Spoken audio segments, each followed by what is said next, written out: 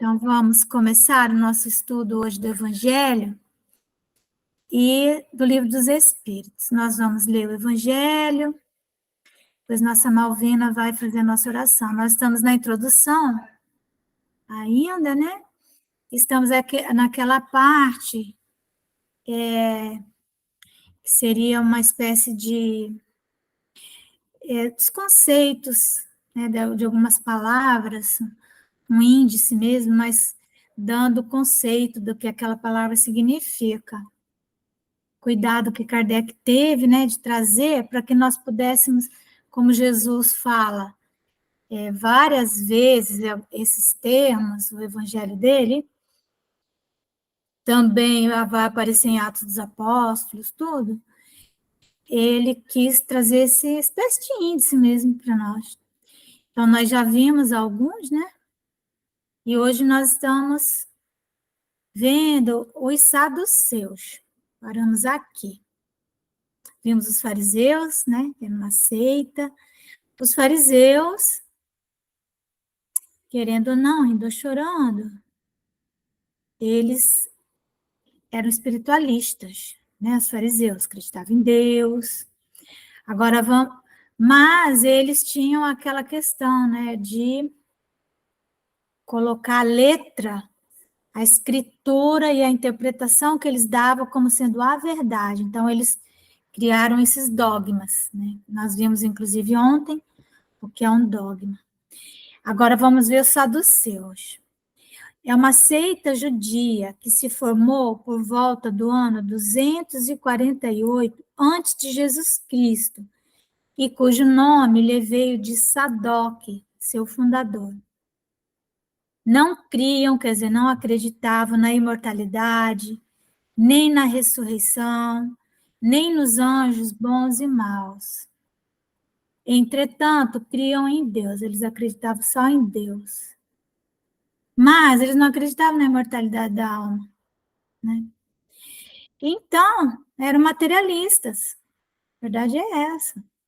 Nada, porém, esperando após a morte, só o serviam tendo em vista recompensas temporais, ao que, segundo eles, se limitava a providência divina.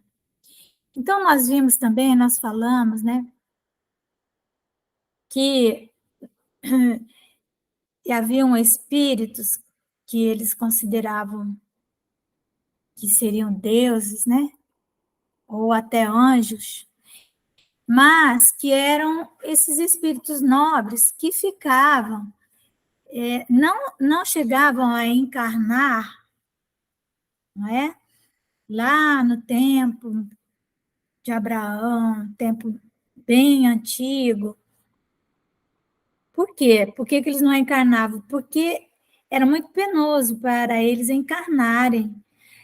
O corpo físico era muito grosseiro e a própria psicosfera da terceira dimensão é muito densa. Então, eles ficavam numa dimensão um pouco acima ali da crosta, ali sim eles ficavam materializados, entre aspas, né, nessa dimensão mais próxima, e eles então se faziam ver muito facilmente, mais fácil para eles. Então, eles vinham e traziam orientações, falavam de guerras, falavam de tantas coisas, do dia a dia, da rotina, dessa providência aqui. Então, eles, quando um deles vinha, eles diziam que Deus tinha vindo falar com eles. Ou, às vezes, eles não se manifestavam fisicamente, mas se manifestavam por fenômenos de efeito físico, por voz direta, por várias coisas, dando orientações, bem mesmo da rotina deles. E então, para eles, era Deus, né, que vinha. Então, nesse Deus que Sadoc acreditava, mas não acreditava que eles seriam imortais, assim, eles, né, os seres humanos, que havia uma vida depois. Assim, pensando, tinham a satisfação dos sentidos físicos por objetivo essencial da vida. Então, os saduceus, eles eram os materialistas mesmo, né? como nós vemos hoje. Os materialistas da atualidade, que então eles se jogam nos prazeres da matéria, né? Do corpo físico, na sexolatria, na loucura, na glutonaria, né? Comer tudo, e são prazeres torpes, né? Quanto às escrituras, atinham-se ao texto da lei antiga. Não admitiam a tradição nem interpretações quaisquer. Então, nesse ponto, eles eram diferentes dos fariseus, que sim interpretavam os textos, né? Tinha aqueles escritos de toda a tradição, da história dos judeus, que, que são todos os outros livros, além do Pentateuco mosaico, né? Que são os 5 livros de Moisés, né? Que é a Torá. Então, era só a lei antiga mesmo que eles liam e pronto. Né? Colocavam as boas obras e a observância pura e simples da lei acima das práticas exteriores do culto. Eram, como se vê, os materialistas, os deístas e os sensualistas da época. Uma seita pouco numerosa, mas que contava em seu seio com importantes personagens, e se tornou um partido político, oposto constantemente aos fariseus, porque os fariseus, eles acreditavam do jeito deles lá, que na imortalidade, né? E acreditavam na tradição, em todos os outros livros. E é justamente por isso que eles criaram tantos dogmas, né? Tantas regras, que acabou engessando todo o pensamento mais puro, né, da lei antiga. Eles fizeram saduceus. Aí os essênios ou esseus. Também uma seita judia fundada cerca do ano 150 antes de Jesus Cristo, ao tempo dos Macabeus, e cujos membros, habitando uma espécie de mosteiros, formavam entre si uma como associação moral e religiosa. Distinguiam-se pelos costumes brandos e por austeras virtudes. Ensinavam o amor a Deus e ao próximo, a imortalidade da alma e acreditavam na ressurreição. Viviam em celibato, condenavam a escravidão e a guerra, punham em comunhão seus bens e se entregavam à agricultura. Contrários aos saduceus sensuais, que negavam a imortalidade. Eles eram aos fariseus, de rígidas práticas exteriores e de virtudes apenas aparentes. Nunca os essênios tomaram parte nas querelas que tornaram antagonistas aquelas 2 outras seitas. Então, eles praticavam celibato. Portanto, não havia procriação entre eles, mas a reencarnação se dava dentro do povo judeu, e aí aquelas pessoas magneticamente eram atraídas para esses mosteiros pela forma como eles viviam, certo? Pela pureza. Então, nós sabemos que os essênios, assim como os terapeutas, né? Os terapeutas do deserto, eles foram grupos de almas que encarnaram antes do Messias vir, 150, 200 anos, na verdade, 150 anos, né? E eles permaneceram por mais 150 depois que o Messias desencarnou, né? Depois que Jesus foi morto. Eles vieram para criar uma psicosfera minimamente respirável para Jesus, né? Esse era o objetivo deles, e de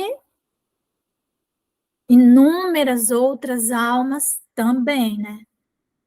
Então, pelo gênero de vida que levavam, assemelhavam-se muito aos primeiros cristãos. E os princípios da moral que professavam induziram muitas pessoas a supor que Jesus, antes de dar começo à sua missão pública, lhes pertencera à comunidade. É certo que ele há de tê-la conhecido, mas nada prova que se lhe houvesse filiado, sendo, pois, hipotético tudo quanto a esse respeito se escreveu. Tem um livro da Corina Novellino, que é uma senhora contemporânea de Eurípides Barçanufo, e ela, uma alma nobre, ela escreveu um livro, A Esquina de Pedra. Não, A Grande Espera, A Grande Espera, que ela fala dos essênios, né? Eles, então, era essa comunidade que estava à espera de Jesus. E, segundo o livro dela, Jesus, ainda jovem, esteve lá, né, com eles, mas ele foi para ensinar, né? Jesus foi para ensiná-los, para estar com eles, para dar orientações ainda jovem, não para aprender nada, porque Jesus não precisava aprender nada, né? Então, mas tudo isso é hipótese, está no livro dela, não é? Terapeutas, né? Os chamados terapeutas do deserto. Eles são contemporâneos aí de Fílon de Alexandria, no Egito. Os terapeutas, do grego, né? Terapeutai, que significa servir, cuidar, isto é, servidores de Deus ou curadores. Eram sectários judeus contemporâneos do Cristo, estabelecidos principalmente em Alexandria, no Egito. Então, tem um filósofo, Fílon de Alexandria, que ele não sabe, né, que ele é contemporâneo de Jesus, né? Mas ele é esse filósofo e os terapeutas do deserto. Então, o que o Fílon prega, né, na sua filosofia? Ele busca fazer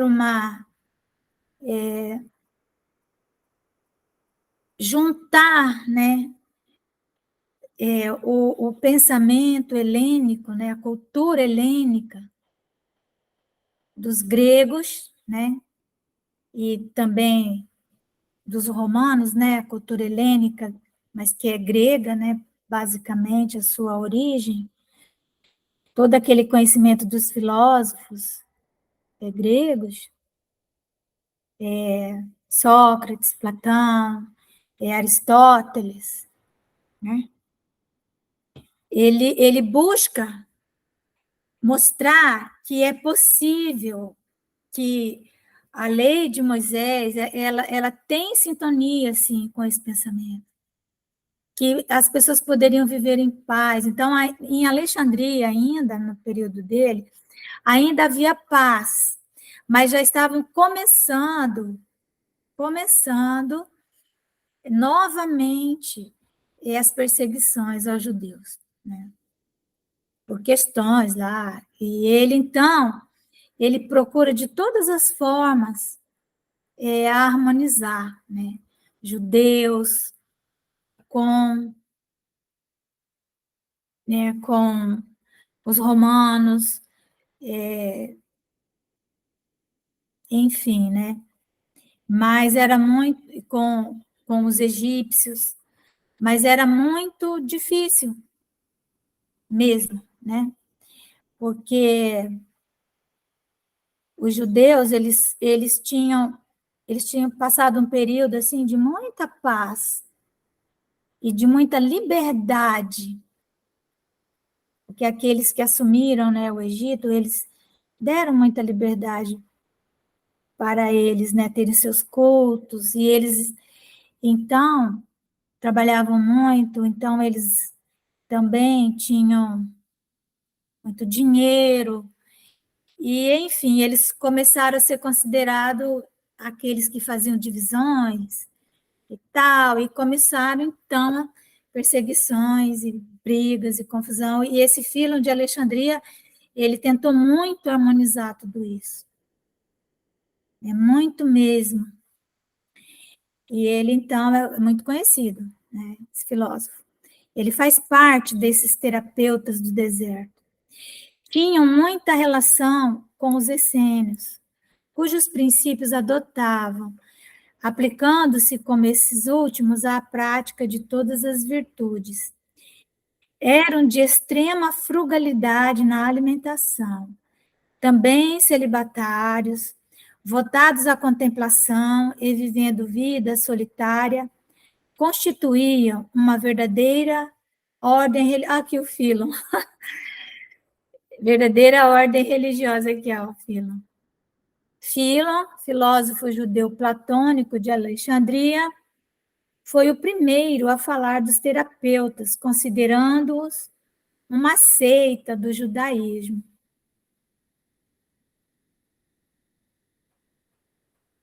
Uma seita do judaísmo. Eusébio, São Jerônimo e outros pais da igreja pensam que eles eram cristãos, eles não eram porque eles não conheceram Jesus. Só por isso. Mas eles eram esses espíritos que eles não conheceram Jesus fisicamente. Mas eu estou escrevendo sobre eles. Esse livro que estou escrevendo agora. Falo muito do Filo, de Alexandria. Fossem tais ou fossem judeus, o que é evidente é que, do mesmo modo que os essênios, eles representam o traço de união entre o judaísmo e o cristianismo. Tá? Então, vejam, né, que como que há toda esse planejamento, né, para a vinda de Jesus. Quantos séculos antes já se preparou essa vinda? Porque imagina o que seria essa corporificação, vamos dizer assim, de Jesus na Terra. Quais seriam as leis que regeram esse fenômeno, que possibilitou a Jesus estar corporificado, tangível entre nós? Porque ele esteve. Como que foi isso? Porque são leis, né, que foram observadas. Mas será que foi essa mesma lei biológica da reencarnação nossa? Porque a lei da reencarnação nossa é uma lei biológica, da nossa biologia, né? A ciência está começando, quase chegando a provar isso. Uma lei biológica, ela tem toda ali a sua estrutura, a sua forma. Mas Jesus, um espírito da esfera crística, como que ele iria... Porque, assim, nós sabemos que espíritos que vêm de outros planetas evoluídos, eles têm que ficar longo período, né, na psicosfera da Terra, absorver toda essa matéria da Terra para compor um perispírito que possibilite compor um corpo físico. Então, existem muitas discussões a respeito disso, né? De como seria isso. Mas o fato é que isso não é importante. O que é importante é o Evangelho de Jesus e que ele esteve entre nós. Então, o Philon, com certeza, se encontrava com Jesus, terapeutas também, de outras formas, em sonhos, enfim. Né? Então, nós vamos poder começar a entrar aqui nesses filósofos que eram, né, os filósofos que deram base a Filon, né, de Alexandria. Alexandria, capital do Egito. Né? Então, Sócrates e Platão, precursores da ideia cristã do espiritismo. Então, são filósofos gregos. Em verdade, se diz que a filosofia nasceu com Sócrates. Os filósofos pré-socráticos não chegariam a ser filósofos. Eles seriam mestres, né, professores, mas não chegariam a ser filósofos mesmo. Né?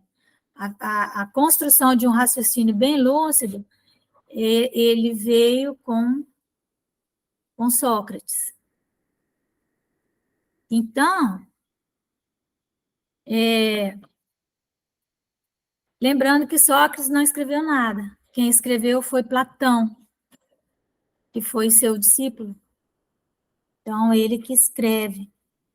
Sócrates, ele vive, né, tudo aquilo. E ele, então, quando nós vamos ver a filosofia de Sócrates, a gente fica assim, meu Deus, né? Mas eles, não, evidentemente, é 500 anos aqui antes de Jesus. Do fato de haver Jesus conhecido a seita dos essênios, fora errôneo concluir-se que a sua doutrina auriu a ele dessa seita, e que se houvera vivido noutro meio, teria professado outros princípios. As grandes ideias jamais irrompem de súbito. As que assentam sobre a verdade sempre têm precursores que lhes preparam parcialmente os caminhos. Depois, chegando o tempo, envia Deus um homem com a missão de resumir, ordenar e completar os elementos esparsos e de reuni-los em um corpo de doutrina. Desse modo, não surgindo bruscamente, a ideia,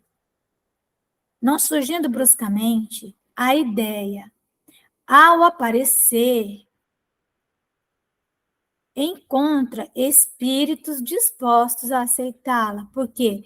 Porque antes ela já esteve, né, como um perfume, né, como ruídos por todos os lugares.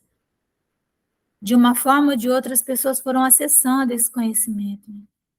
Tal que se deu com a ideia cristã, que foi pressentida muitos séculos antes de Jesus e dos essênios.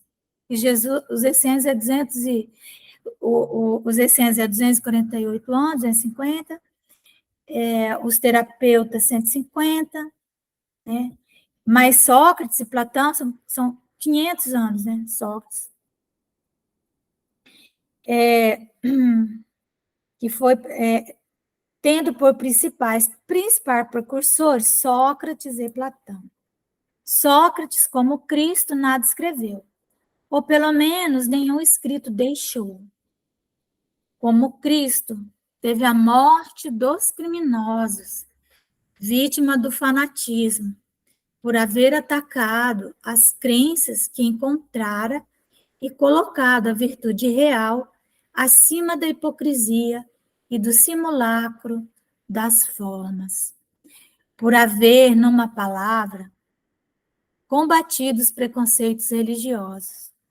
Do mesmo modo que Jesus, a quem os fariseus acusavam de estar corrompendo o povo com os ensinamentos que ele ministrava, também ele foi acusado pelos fariseus do seu tempo. Então, Sócrates também foi acusado, visto que sempre os houve, em todas as épocas, por proclamar o dogma da unidade de Deus,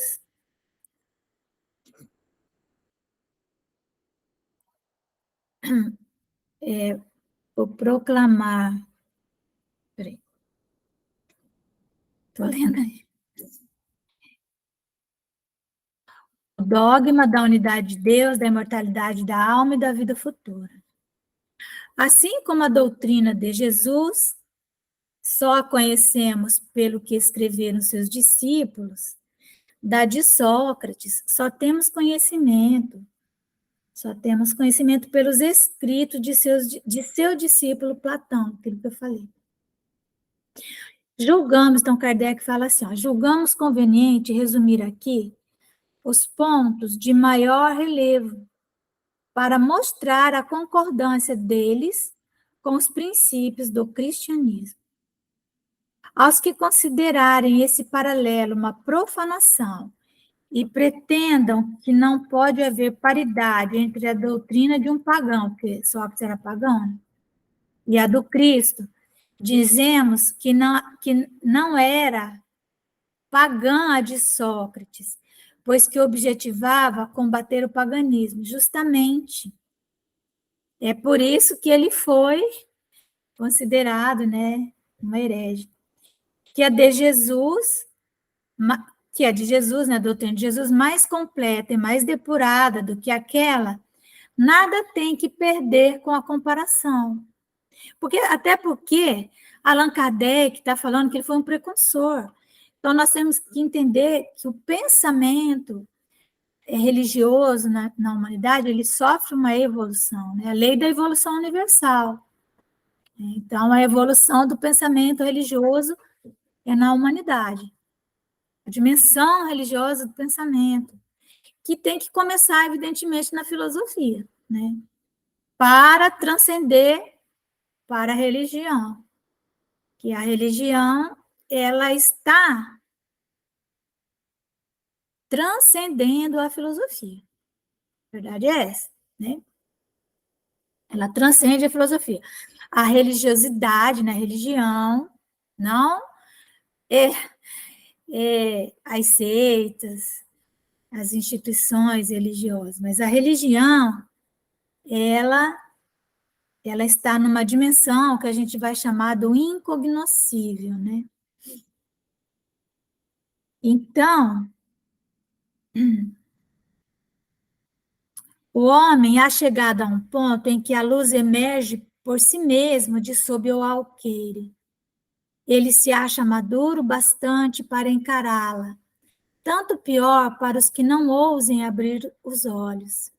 Chegou o tempo de se considerarem as coisas de modo amplo e elevado, não mais do ponto de vista mesquinho e acanhado dos interesses de seitas e de castas, isso que eu estava falando. Então, nós vamos pedir para a nossa companheira Malvina fazer a nossa oração, tá, Malvina? Pode ser? Tá bom, Márcia. Boa noite a todos. Vamos, nesse instante, agradecer a Deus por mais um dia, que a paz e a tranquilidade seja conosco, com os nossos irmãos que estão conosco neste momento. Mestre Jesus, eu te peço por todos os seus irmãos que estão aqui na terra, em sofrimento, aqueles que estão nos hospitais, nas ruas, leva, Senhor, a bênção a todos os seus irmãos. Te peço, Jesus, por aqueles que estão nos hospitais nesse instante, que leve, Senhor, a cura e a paz a todos. Te peço, Senhor, pelos orfanatos, pelas creches, pelos lares dos idosos, por todos aqueles, Jesus, que estão necessitando da sua presença e do seu amor. Jesus, peço nesse instante por aqueles que estão em guerra, que a tua paz seja com eles, essas guerras tão sangrentas que estão abalando tantas pessoas neste mundo.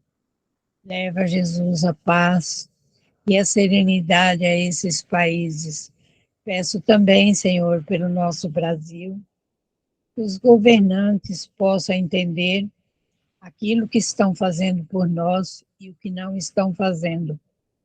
Leva, Senhor, a luz a essas pessoas que estão cuidando da nossa pátria. Jesus, visita os cegos, os estropiados, os enlouquecidos. Faça, Senhor, com que eles se curem e possam encontrar uns com os outros na paz do teu amor. Jesus, obrigada, muita gratidão por mais um dia vivido. Que a tua serenidade e a tua luz possa nos acompanhar no sono desta noite. Que possamos, Jesus, agradecer mais este dia que está findando e amanhã será um novo dia para refletirmos e recomeçarmos tudo. Obrigada, Senhor, por estar conosco sempre, nos orientando, nos amparando, dirigindo as nossas mentes, hoje e agora, por todo sempre, que assim seja. Que assim seja, graças a Deus. Obrigada, Malvina. Vamos passar a palavra para o Daniel.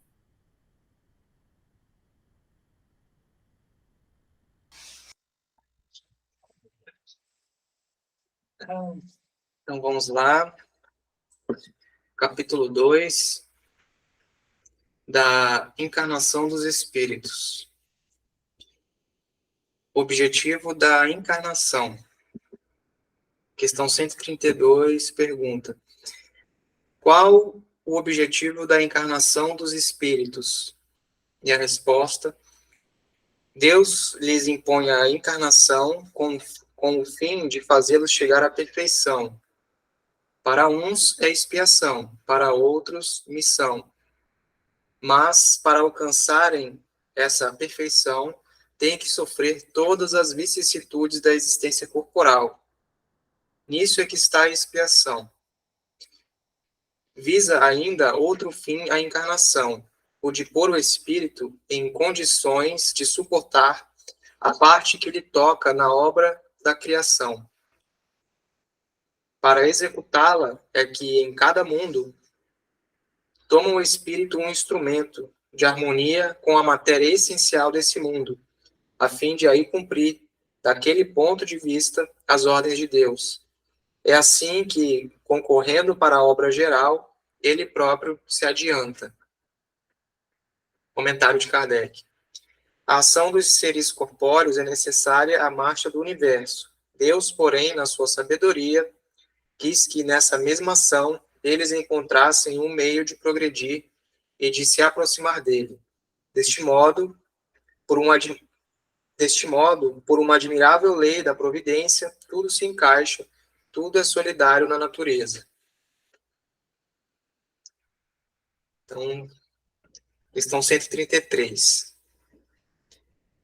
Tem necessidade de encarnação os espíritos que, desde o princípio, seguiram o caminho do bem?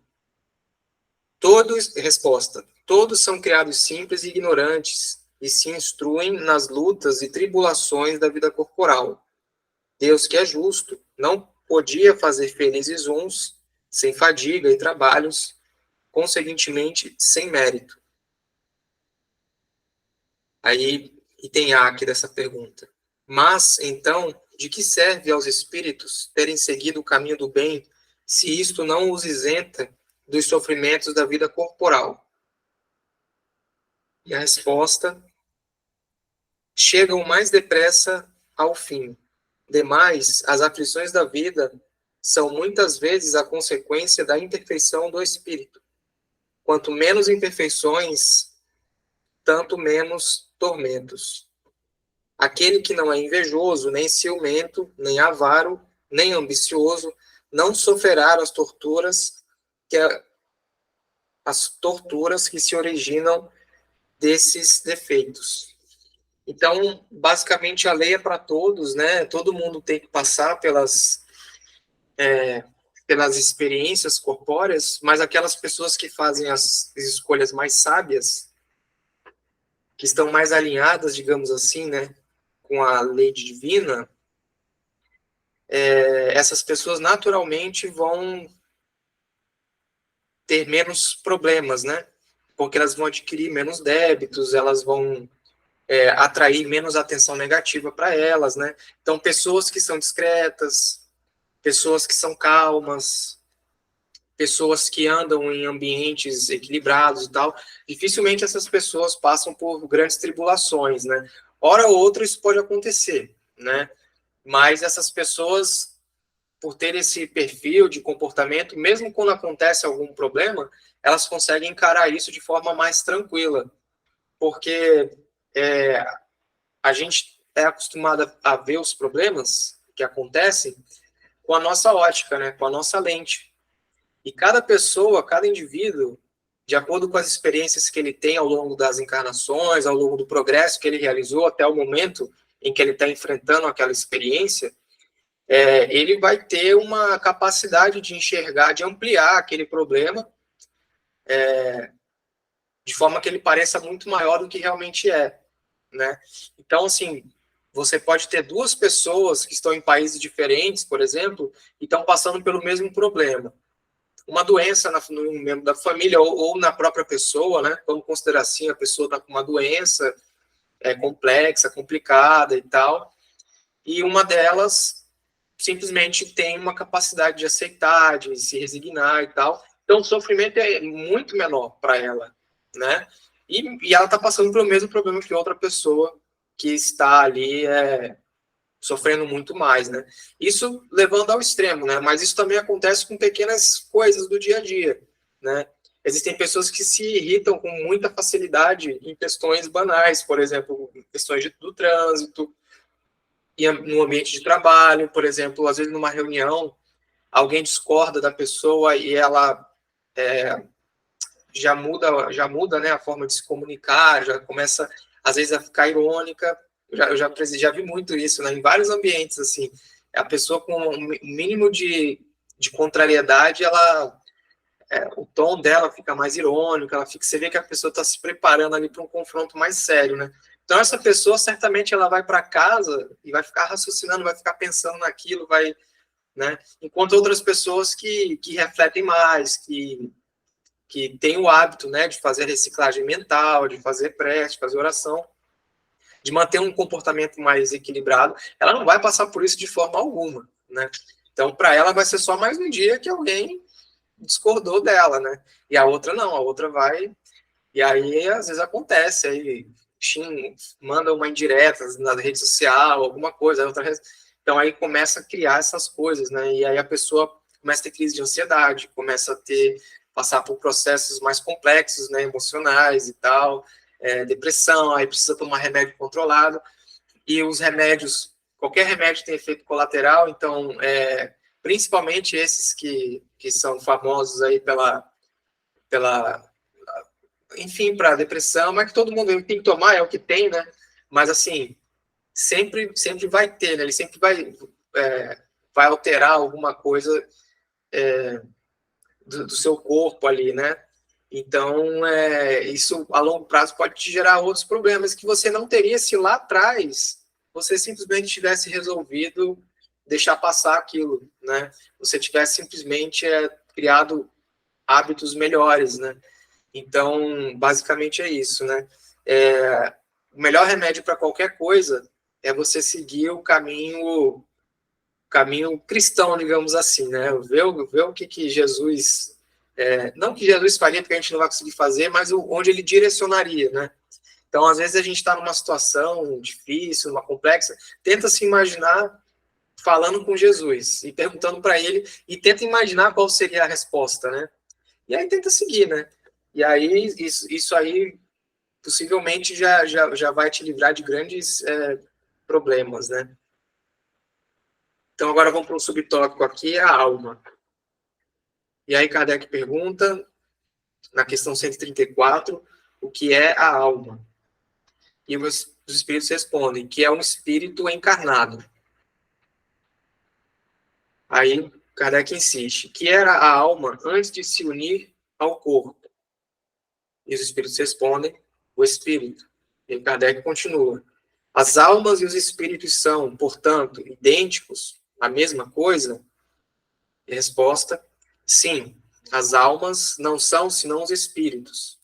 Antes de se unir ao corpo, a alma é um dos seres inteligentes que povoam o mundo invisível, os quais temporariamente revestem um invólucro carnal para se purificarem e esclarecerem.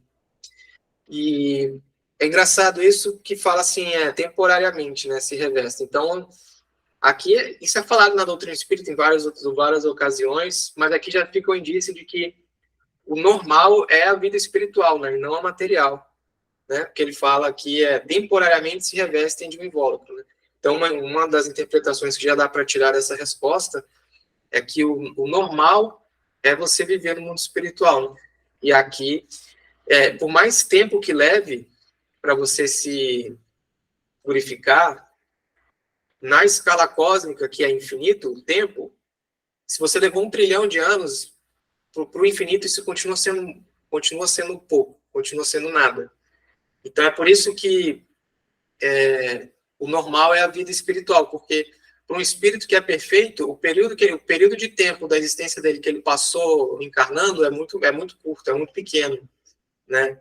Então, basicamente é isso, né? Ou se você colocasse, mesmo assim, se você tivesse uma barra de ferro, assim, né, com 1 trilhão de quilômetros, e uma outra barra de ferro do lado, com infinitos quilômetros, a barra de 1 trilhão de quilômetros, ela sumiria perto do infinito, né? Então, é por isso que, independente do tempo que a gente leva para encarnar, para se purificar, né, o natural é a vida espiritual, a vida material ela é muito curta quando comparado ao que a gente tem para percorrer no mundo espiritual. Por isso que a gente deve não focar tanto em coisas materiais, porque a gente fala, né, na doutrina, elas são materiais, elas permanecem, elas ficam só na matéria, né? Então, a gente não leva nada disso, né? Então, o nosso foco, ele deve ser nas coisas materiais só enquanto as coisas materiais têm o potencial de nos fazer progredir, né? Então, quanto que eu tenho que ganhar por mês? R$1 milhão, R$5.000, o salário mínimo? Você tem que ganhar o suficiente para você conseguir progredir na sua vida, né? Você tem que, de todas as formas, tentar ganhar o suficiente para você conseguir o suficiente para você progredir, né? Porque o motivo de existir a matéria é só esse, né? Porque a gente é que dá valor ao ouro. O ouro é bonito, é legal e tal, mas assim, uma joia de ouro, ela não tem qualquer eficácia para resolver nenhum tipo de problema pessoal nosso. Existem aplicações industriais, existem aplicações científicas e tal, mas que não é você estar usando aquele acessório, né? Você está usando em algum equipamento, alguma coisa. Mas então, e a gente não pensa dessa forma, né? A gente pensa muito nas questões materiais, a gente gasta muito tempo com isso. Mas isso aqui é um indício de que a gente deve, não pensar em questões materiais, mas ter uma hierarquia de prioridades, né? Uma hierarquia de valores. Então, você dá mais valor a questões materiais ou espirituais. Se você dá mais valor a questões materiais, você está com um grande problema. Como todos estamos, né? Porque a gente, de fato, não estou me excluindo disso, ninguém aqui está se excluindo disso. Eu estou dizendo que é uma avaliação que a gente faz, a gente vê o quão comprometido nós ainda estamos, né? Então, basicamente é isso. Questão 135. Há no homem alguma outra coisa além da alma e do corpo? E aí a resposta é ao laço que liga a alma ao corpo. E Kardec continua. De que natureza é esse laço? É semimaterial, isto é, de natureza intermédia entre o espírito e o corpo. É preciso que seja assim para que os dois possam comunicar-se um com o outro. Por meio desse laço é que o espírito atua sobre a matéria e reciprocamente.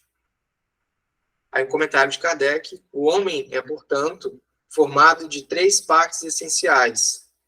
1, o corpo ou ser material, análogo ao dos animais e animado pelo mesmo princípio vital.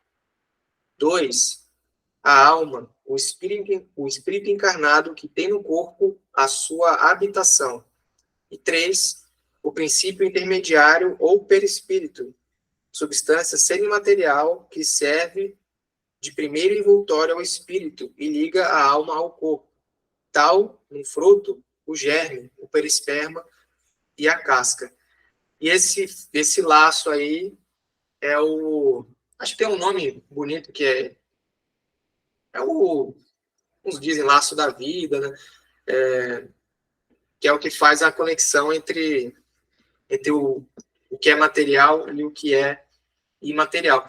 Algumas culturas falam sobre isso de diversas formas diferentes, né? Até a cultura grega tem isso também. Tem aquelas... Eu esqueci o nome dessas entidades aí, são três...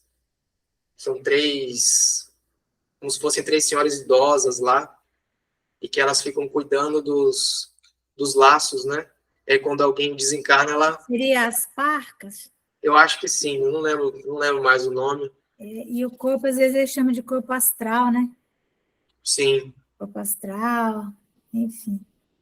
E aí, assim que elas cortavam o laço ali, a pessoa morria, né? E é engraçado isso aqui, porque eu que trabalho na área técnica, eu vejo muito isso, né, na minha área. Para você ter dois sistemas que são muito diferentes, a gente precisa de algo intermediário entre eles para permitir a comunicação entre eles, né? Isso a gente vê diariamente, né, no trabalho da indústria, na área científica, na área das engenharias, da física, da biologia e tal, né? Você tem dois sistemas diferentes. Para eles se comunicarem, você tem que ter um intermédio, algo que seja metade um, metade outro, né? E aí ele consegue fazer essa ponte, né? Então é basicamente isso. Como que o espírito conseguiria passar informações para o corpo, né? Porque o espírito é que comanda o corpo, né? Mas se o espírito é imaterial, como que ele faria isso? Como que ele conseguiria passar informações ali, né? Então, isso é feito através de uma estrutura que contempla essas duas essências, né? Material e imaterial. E aí, esses são mecanismos que só quando a gente desencarnar que a gente vai relembrar como é que É o perispírito, né? Fico pensando, você que é dessa área aí, né? Ele deve ser um campo, né, magnético, né? Uma estrutura que realmente, agora que essas leis, né, do magnetismo, tal, esse entendimento está chegando, né, até nós podemos ter uma ideia aproximada, né, do que seria esse perispírito, né? É isso mesmo que você falou, ele tem que transitar nas duas dimensões, né? Na dimensão aqui do corpo físico e na dimensão espiritual, né? Então, como que seria isso, né? Ele seria feito do quê? Que matéria é essa? Ele é uma matéria também, né? Uhum. Sim. Questão 136. A alma independe do princípio vital? Resposta. O corpo não é mais do que envoltório. Repetimos-lo constantemente. E aí Kardec insiste. Pode o corpo existir sem a alma? Pode.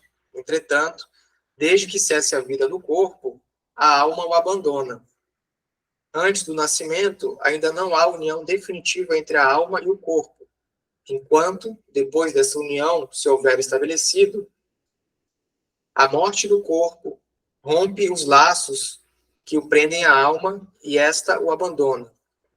A vida orgânica pode animar um corpo sem alma, mas a alma não pode habitar o corpo privado de vida orgânica.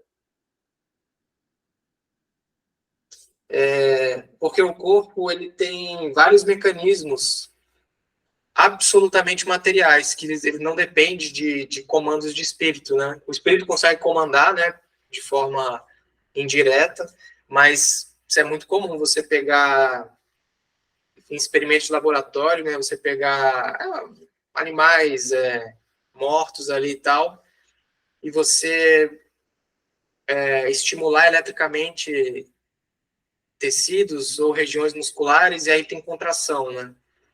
Porque você tem estruturas ali puramente materiais. Então, se passar uma corrente elétrica, ela vai contrair, exige uma reação em cadeia que faz a contração e aquele membro se move. Então, não tem uma alma ali, mas é puramente material. A alma, ela geraria impulsos, ela geraria comandos que, de alguma forma, que seriam transmitidos pelo perispírito ao corpo e seriam transmitidos de forma elétrica, né? Pulsos elétricos que estimulariam o músculo, estimulariam todas essas células a fazer os movimentos que a gente faz diariamente, né? Mover o braço, mover o olho, a cabeça e tal. Mas você pode fazer isso sem o espírito. Só que é algo débil, né? Você não controla tipo assim, fazer um corpo sair andando e tal. Não, se ele não tiver um corpo morto, né, de qualquer animal, você consegue fazer movimentos espásmicos, né? Tipo, você estimula ali, dá pulsos elétricos, choques elétricos ali, você vê ele contraindo, ele faz os movimentos naturais, né? Abrir, fechar, rotacionar e tal, mas ele não vai sair andando, não tem como fazer isso, né? A gente vê isso, né, Daniel? Por exemplo, quando ocorre a morte cerebral, né? Em que momento ocorre a morte, né, do corpo? No momento que ocorreu a morte encefálica, né, que a gente chama de morte cerebral. Então, tá, a pessoa morreu, mas ela vai doar órgãos. Então, eles mantêm o coração batendo e aquele corpo fica numa vida vegetativa. A alma não está mais ali, né? Mas eles mantêm a circulação sanguínea de forma mecânica, né? Mantém a circulação para que os órgãos permaneçam com essa vitalidade. É uma vitalidade das células. Então, mas o que acontece? Uma vez eu estava vendo um filme, né? Um médico explicando a pessoa. O que acontece? Quando você fica um tempo já ali aquele corpo numa vida vegetativa, já teve a morte cerebral, assim que se desligam, né, vamos dizer assim, os aparelhos, ele entra em estado de decomposição muito mais rápido do que um outro que, entendeu? Que morreu né, e que não ficou nesse processo. Porque por mais que você esteja fazendo aquela vida vegetativa, realmente não tem o espírito ali para fazer uma série de outros comandos, né? Que aí, então, é interessante isso aí, né? E também é igual um carro, né? Você às vezes desliga o carro e ele ainda continua, né? Fazendo um barulho, né? Ele ainda tem um certo fluido vital, vamos dizer assim, né? Exatamente. Porque isso acontece justamente porque o corpo, ele é material e o espírito é espiritual. E a união do espírito e do corpo faz uma interação entre espírito e matéria, entre matéria e não matéria.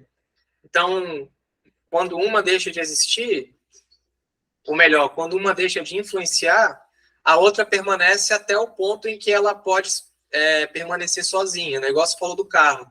É a inércia. Né? Mesmo sem o motorista, o carro continua a inércia. E o nosso corpo ele tem isso, ele tem vários mecanismos que não dependem de espírito, não dependem de nada.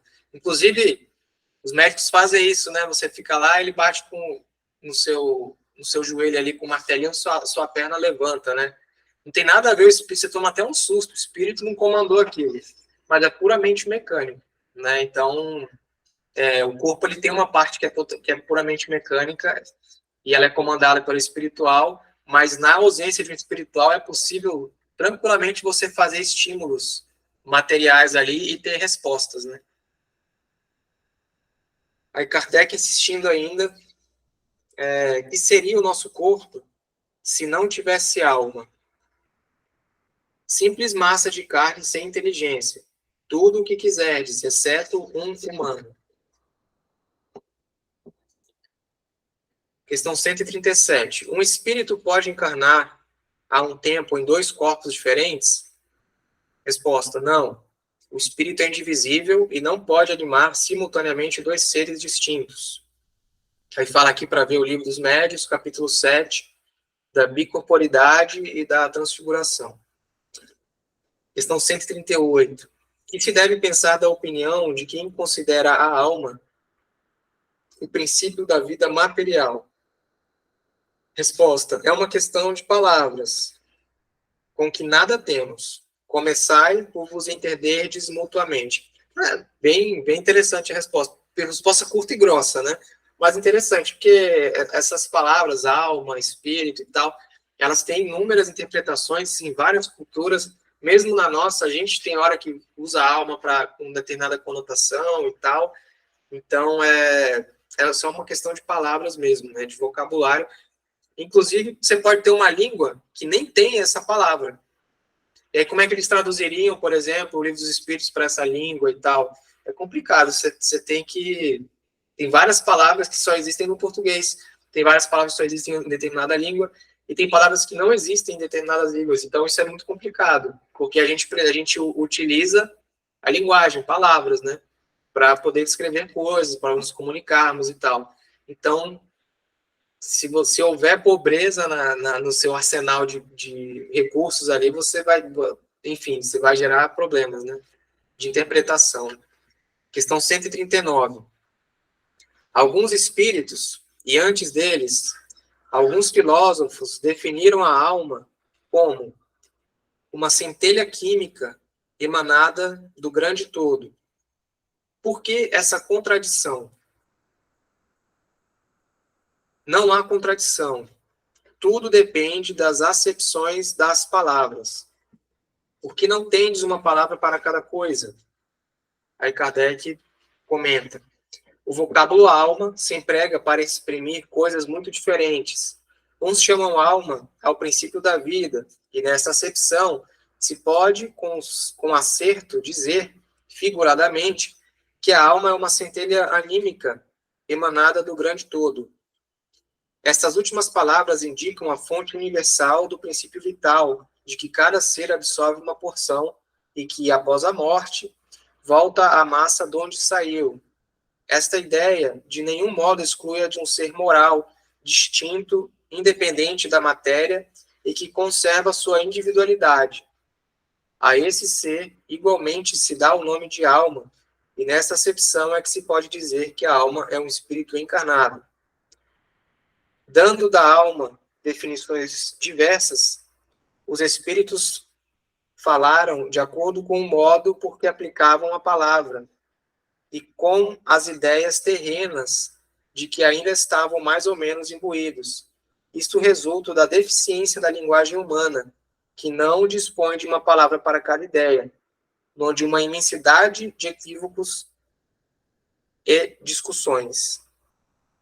Eis porque os espíritos superiores nos dizem que primeiro nos entendamos acerca das palavras. Eu acho que eu vou parar por aqui, então, né? Então, só para concluir, como o espiritismo ele tem uma base filosófica, toda religião, digamos assim, tem uma...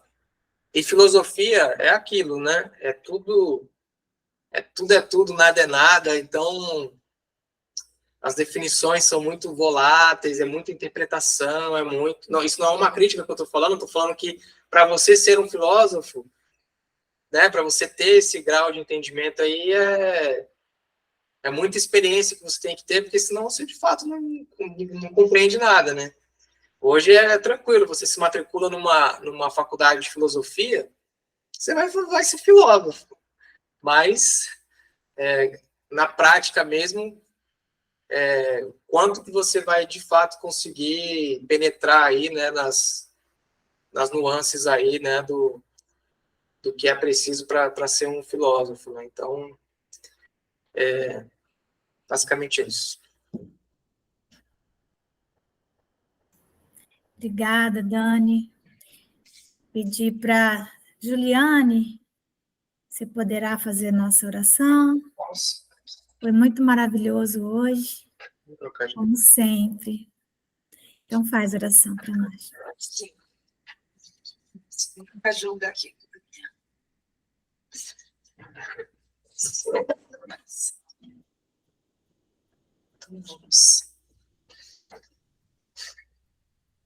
Então vamos agradecer este momento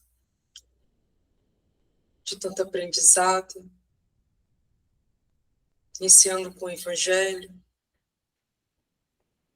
que a gente possa compreender este Evangelho que é tão profundo, e não só compreender, mas praticá-lo. Começar a entender também o Livro dos Espíritos, com perguntas magníficas e respostas esclarecedoras,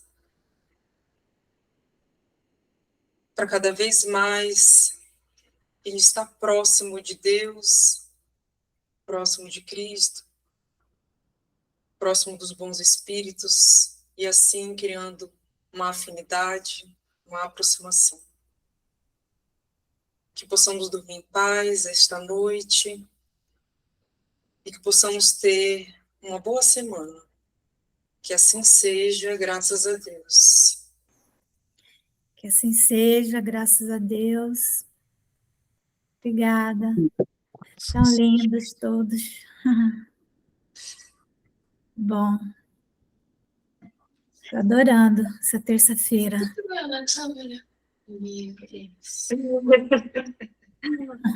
O adolescente.